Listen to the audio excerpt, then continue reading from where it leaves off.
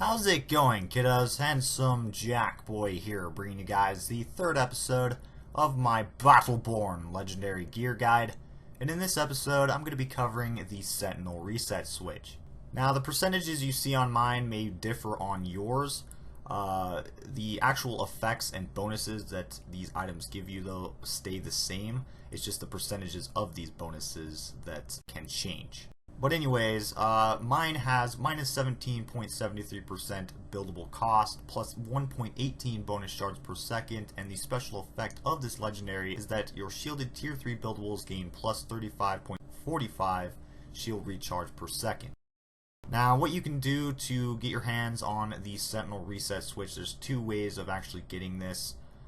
The main method is to farm Warlord Nyx on the second mission, Void's Edge. He's the first boss that you fight. Not too hard to farm since he is the first boss, and you encounter him early in the mission. The other way of actually getting this legendary is via epic loot packs. As you actually just saw, though, I did pick up the Sentinel reset switch from Warlord Nyx. I ended up farming this. It didn't take me too long to get this. It was only like 10 tries, which may seem like a lot, but again, he is the first boss of this mission. You encounter him early in the mission, so makes things a lot easier than if we were talking about, say, the last boss of that mission, which is kind of a pain in the ass to farm since you have to go through all of the mission to get to that boss.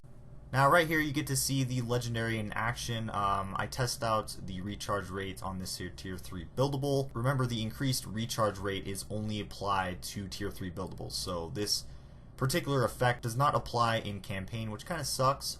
It still is a very viable campaign legendary, though I will say that much on the defense missions. I'll get into that real quick. But you got to see the recharge rate there. It's pretty fast, and then right there, you get to see how much these buildables actually cost to build with this legendary equipped, and it's actually a noticeable difference. Right here. You get to see how much it costs without the legendary equipped, and you can definitely see a difference in cost with and without the legendary. Now, right here, you get to see the recharge rates of this buildable without the legendary, and of course, it is tier 3.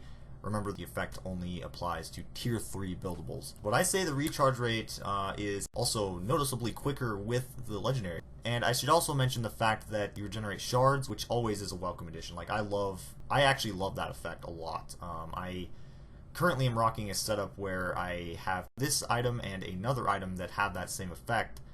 The other item is of epic quality or rarity, and it's really nice to have that. It allows you to buy things quicker than if you didn't have those effects in place. So overall, my final verdict on this legendary, I think it's amazing.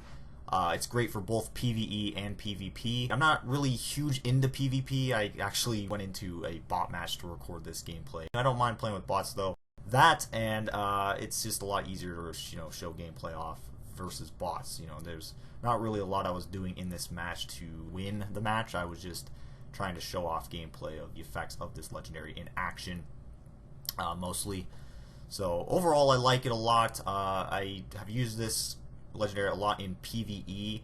It's helped in various situations. If you do end up getting this legendary, take it with you on those defense missions. It helps out a lot. It makes purchasing buildables a lot easier. Anyways, apart from that, that's pretty much going to wrap it up for this video, guys. I hope you enjoyed this. Be sure to rate, comment, and subscribe for more, and I'm out of here. Peace!